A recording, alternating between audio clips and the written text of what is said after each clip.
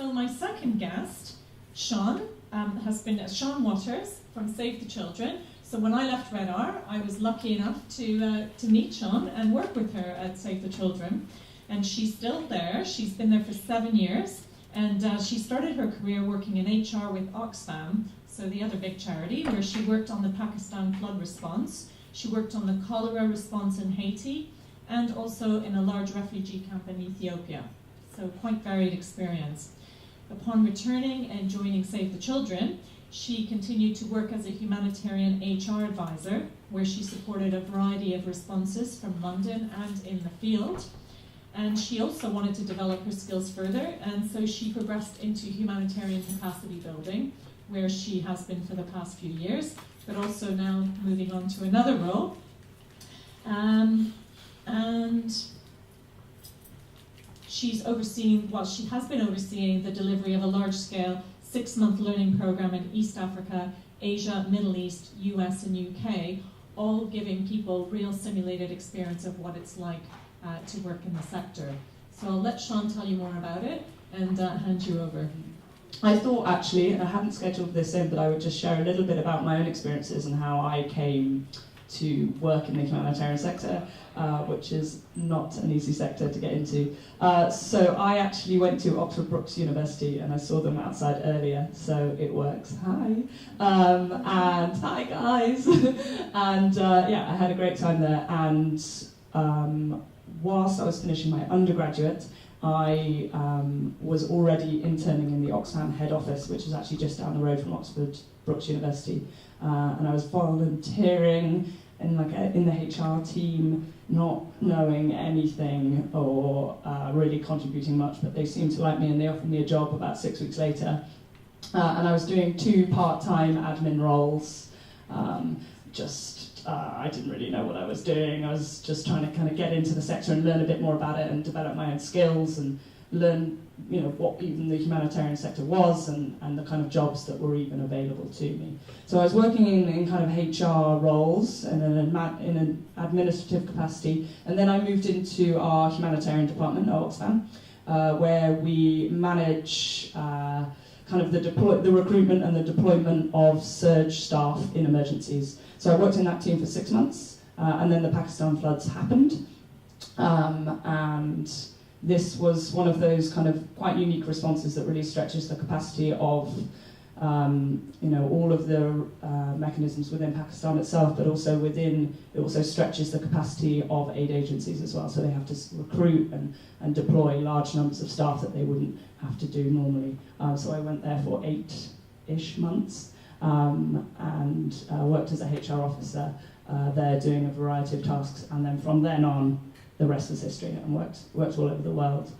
So that's what happened to me. So there's kind of one option, but yes, I had to go down the internship route, which is a slightly bitter pill to swallow at times, but it was the only option for me at that time. Yeah, first of all, I'm delighted to be here, and it's very encouraging for me to just come across and meet a lot of people who are very enthusiastic about working in the humanitarian sector, and by the sounds of it, a real broad range of experiences. So what I wanted to talk about today was this scheme that we run at Save the Children, and this is one means of entering the sector. As Kath said, there are a million means, but this is one very structured and very clear approach. And we run this scheme in the UK, and we also run it in East Africa, the Middle East, and South Asia. And we've been running this scheme for 10 years. And to say that the scheme is successful, I think, is an understatement. Some of the graduates from this scheme are now working for the UN in New York, or are working for, the cluster coordinators in country programs, or they're working for a variety of UN agencies, INGOs, national NGOs all over the world in a huge variety of jobs. So it is an amazing program, and it is hugely successful, and I'm going to tell you a bit about it. It's a year-long program, and the program that is based in the UK is 6 months in London and 6 months overseas. So within your first 6 months, you would be working as part of Save the Children's Humanitarian Department. So you come in and you're treated like everybody else, and you've got to get on and muck in and work within a very busy humanitarian department. And during that 6 months, you will also go through a very comprehensive humanitarian training, which is the training that my team and I run. And this is a pretty unique program where you are taught pretty much everything about humanitarian response, from humanitarian ethics and principles to how to run a generator, how to set up your own tents and purify your own water. So we're training you for all eventualities. And this course is accredited by Oxford Brookes University at master's level. So another shout out to Oxford Brookes. Hey guys. So you'll do that in your first 6 months. And then in your second 6 months, you are deployed to a country programme, hopefully where possible within a humanitarian setting. So we've deployed our trainees to South Sudan, Afghanistan, DRC, Central African Republic. We've got a few guys in the post-Ebola countries now, Philippines and all over. And then within that, you've got 6 months to put into practice everything that you've learned during your initial 6 months. You are exposed to a huge variety of roles and responsibilities and activities, and so on. So that's the program on the whole. The people that come on this course are from a variety of backgrounds. So we have what we call like a program officer or like a generalist type role, the kind of program management skills, grant management, award management type skills, project management. So that's one side of it. And then also Save the Children works across 7 technical sectors. I've written them down so I can remember them. Education and emergencies, child protection, shelter, water and sanitation, food security and livelihoods, nutrition, and monitoring, accountability and learning, MEAL as it's known.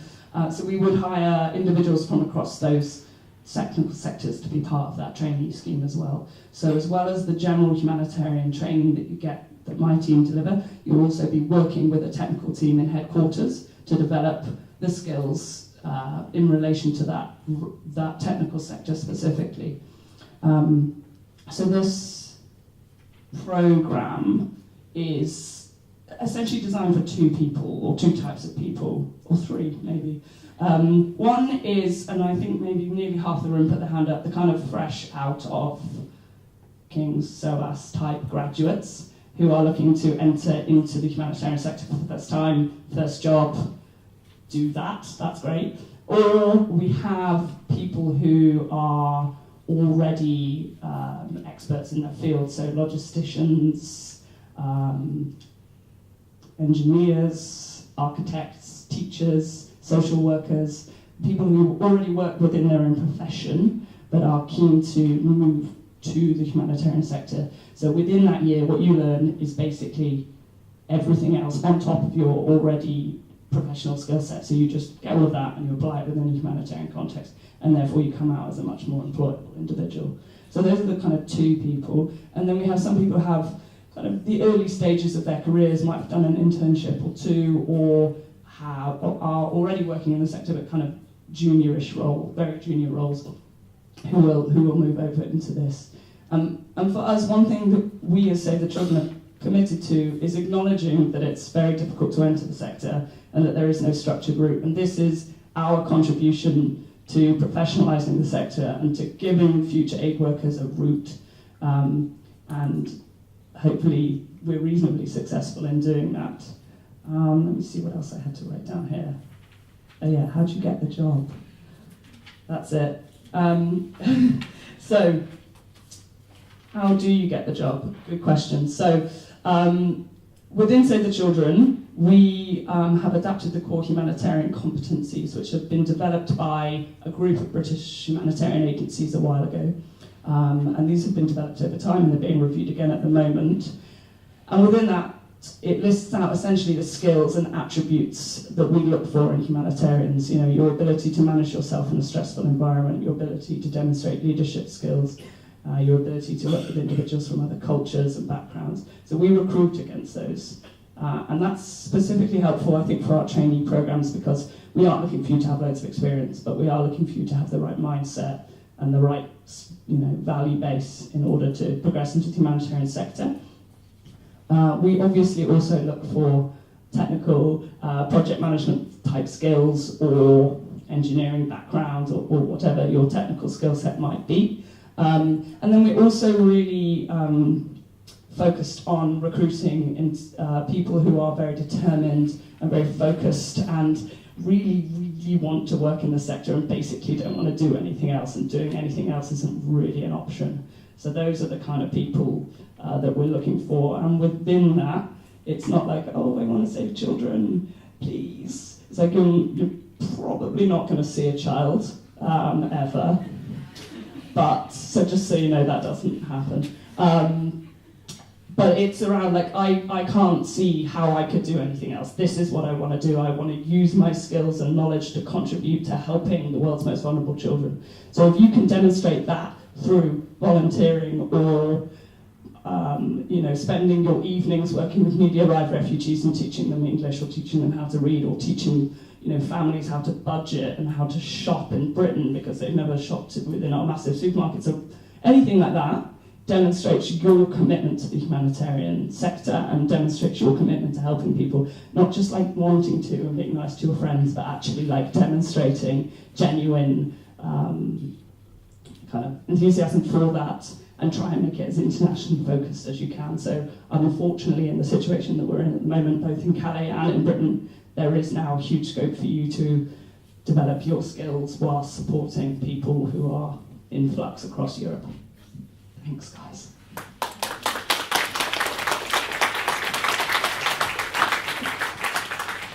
Thank you, Sian. And that was another example of just how much closer all of this is becoming in terms of being able to get experience and get your hand into developing those kind of skills to transfer in. So I'm going to stop here and just see if there's any questions, because I was going to ask questions before, but we went straight into talking to Sian. So just before we move to our third speaker, do you have any questions? I can take 2 or 3 questions. That's nice and close. I was just wondering if that was a paid type of thing, or is it voluntary? The internship. The traineeship, or whatever. The traineeship, yeah. Okay. So this has been a controversial topic within Save the Children. It's not. So it's, as I said, it's in 2 6-month periods. So the first 6 months, it's part-time to acknowledge that people need to have alternative sources of income, and we pay expenses, and that's it. So there is a challenging aspect to that. The last 6 months when you're overseas, all of your expenses are covered, so accommodation, flights, food, everything, and you're also paid a £500 stipend per month for that period. And yes, it's not paid, and that's really unfortunate. However, it may provide you with that bridge into that job that you want. Okay, we have another question. Hi, thank you very much. I just wondered if you could give us an idea of exactly how competitive the scheme is and how many roles there might be.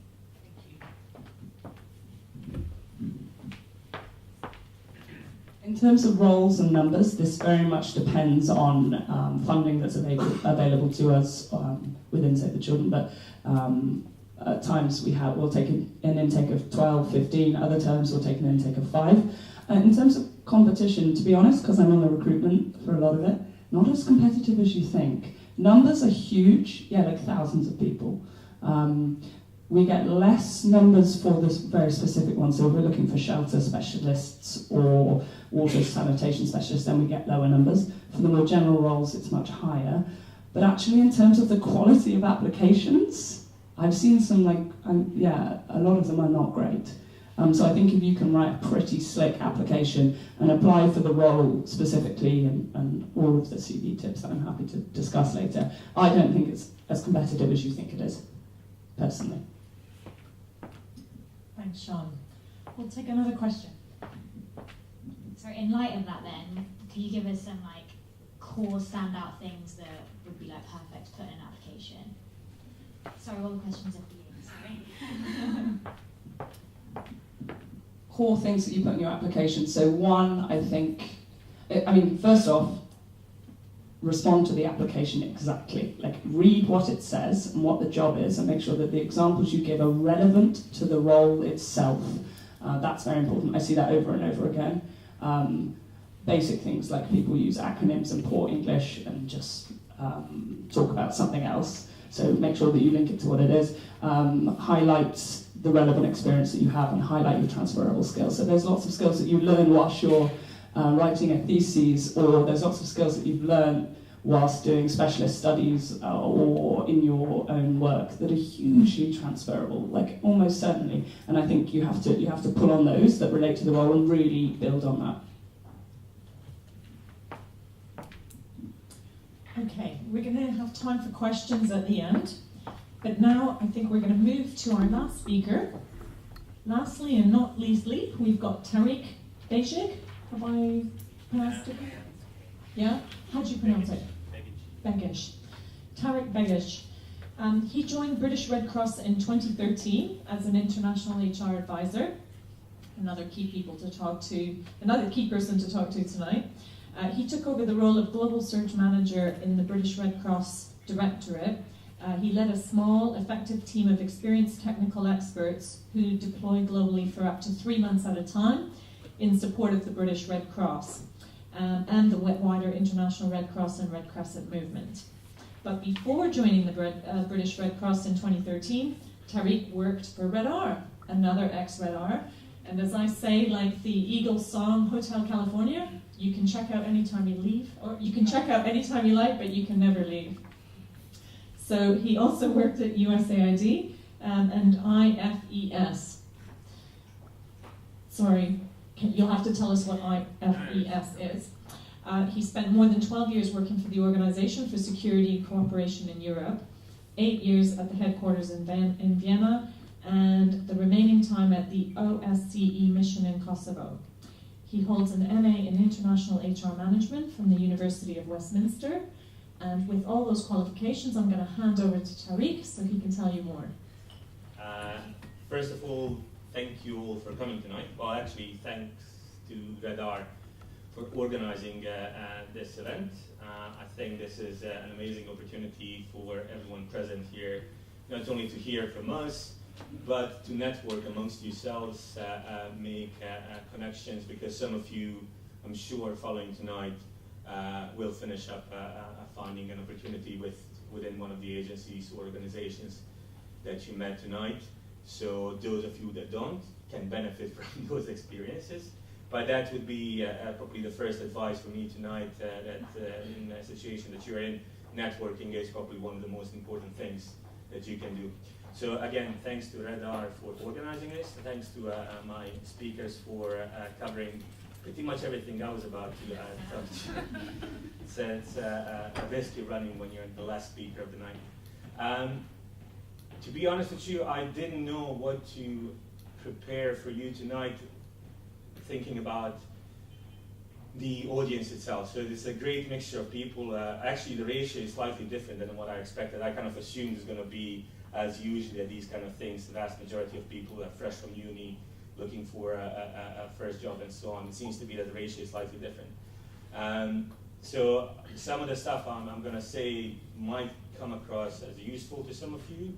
Some of you are going to find it patronizing. So do bear with me. As I said, it's quite difficult to figure out what to tell you in these 10 to 15 minutes that I have tonight. The very first thing is, I guess, how I came to be a part of non-profit sector. Because while I currently work in humanitarian sector, actually I worked in conflict prevention, I worked in international development, and so on.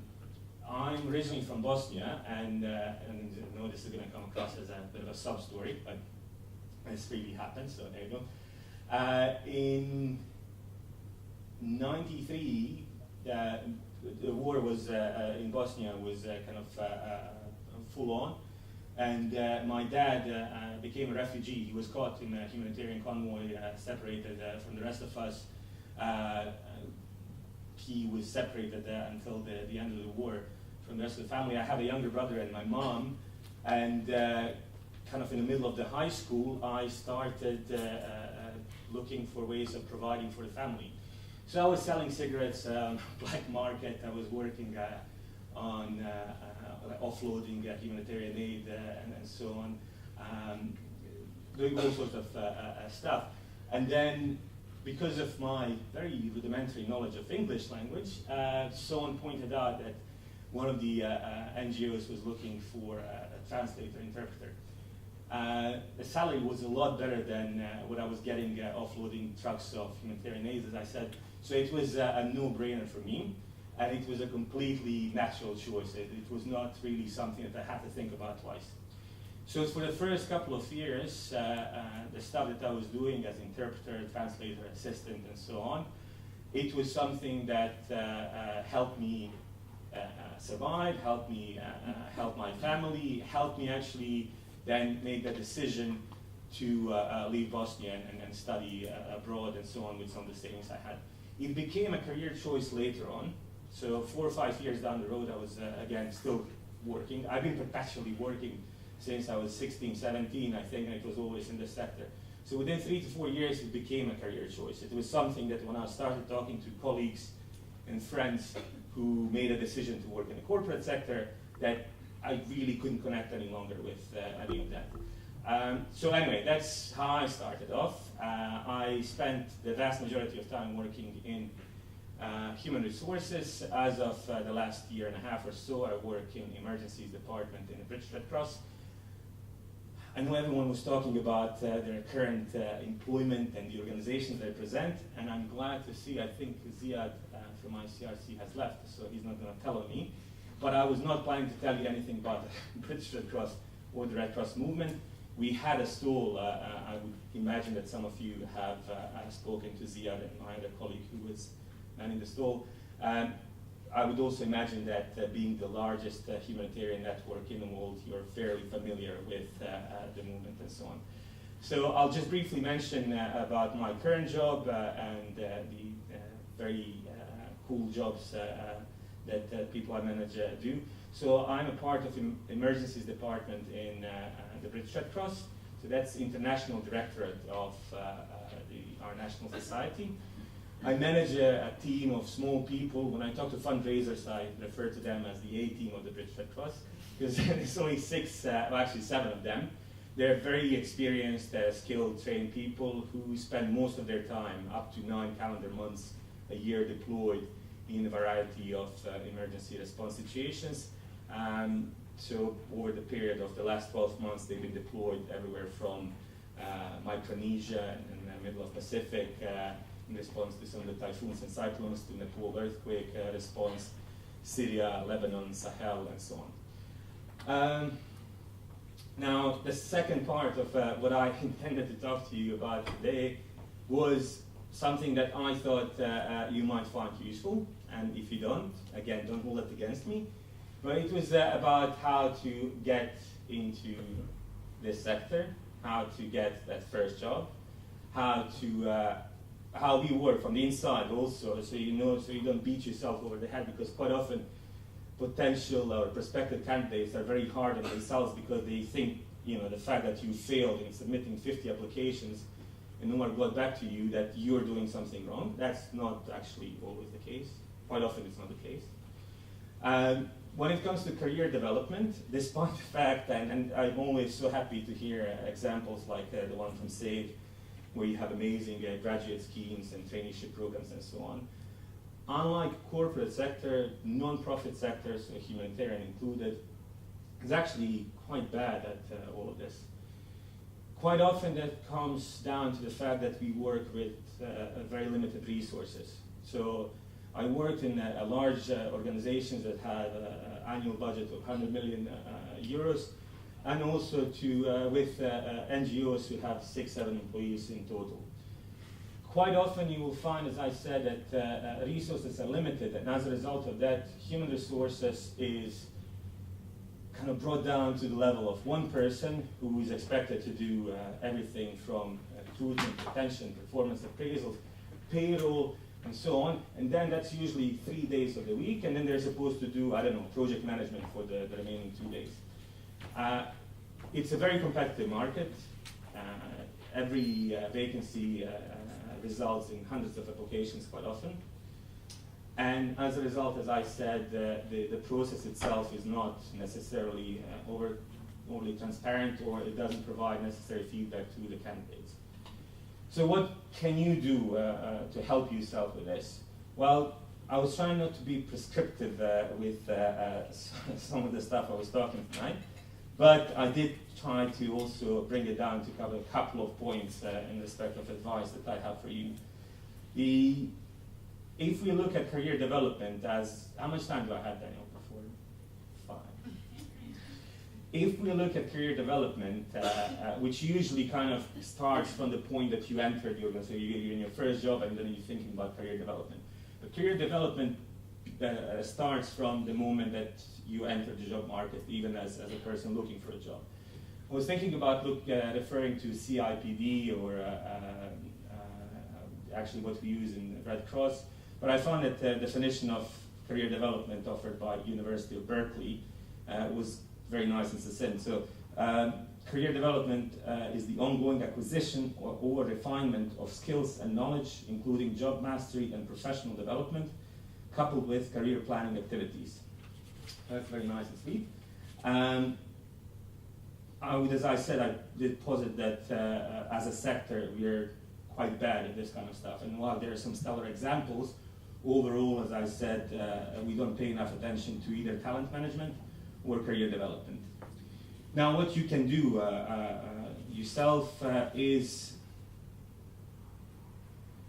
to also, sorry, there's one more thing I want to say, that we often don't acknowledge how bad we are dealing with the fact that you're bad at career development. What we do is we develop these job descriptions and jobs which look for a fully formed expert. So quite often we look for someone who speaks 3 languages, has 10 years of experience, preferably 5 years of experience in South Sudan, who has 2 university degrees and so on. And then we have a number of field recruitments and we wonder why is that and so on. So, as I said, this is that catch-22. Everyone is looking or asking for experience, but no one is giving the opportunity to get it. So, the first step I would say is to become your own career advisor and career development professional.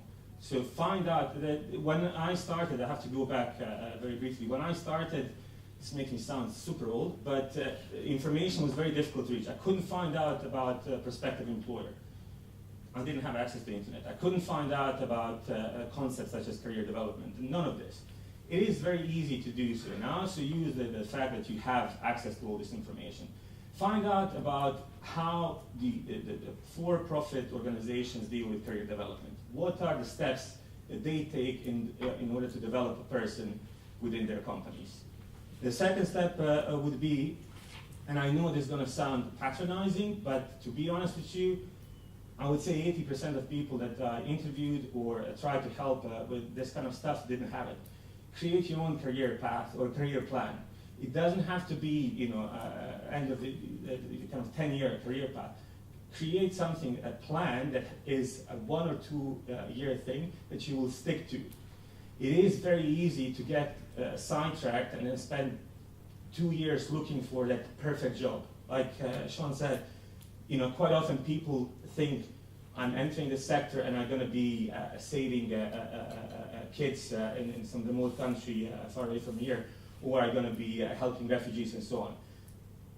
And they get stuck into this thing where they're perpetually looking for that ideal job, and then 5 years down the road, they're still unemployed, they're still looking for that perfect job. So find, as I said, create a path for yourself that you will follow. You are familiar with that mnemonic acronym, SMART, I would imagine. So I would take away a few letters from that and try to make your career plan SAT, specific, attainable, and time-bound, and stick to that. So try to figure out how to, where you want to be by 2018, let's say. And then start working towards this goal. And that would be the third step. Getting a job that is aligned with your plan is, of course, the ideal situation. But remember what I mentioned earlier about the definition of career development. It's about the ongoing acquisition or refinement of skills and knowledge. And there are different ways of getting there. So volunteering was mentioned, internship was mentioned, traineeships, everything and anything that will lead you towards that goal that you have is a fair game.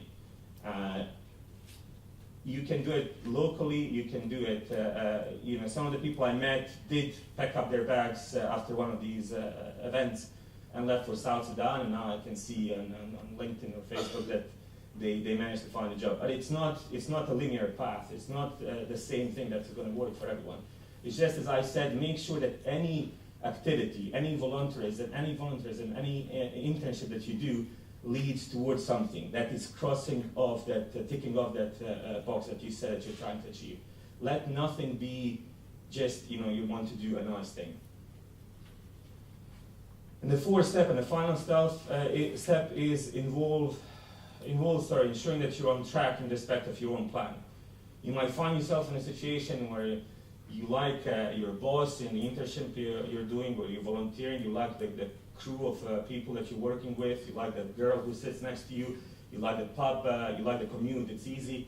But as I said, if it's not leading towards achieving that goal, that development plan, scrap it, move on. And again, this I want to say that I learned this by observing other people. Half of this is learning from my own mistakes. I mean, to be honest with you, I could have been where I am now probably 10 years ago had I not made some of these mistakes, which is, as I said, stuck in a rut. It's a job in the sector that I like, so make your peace with it.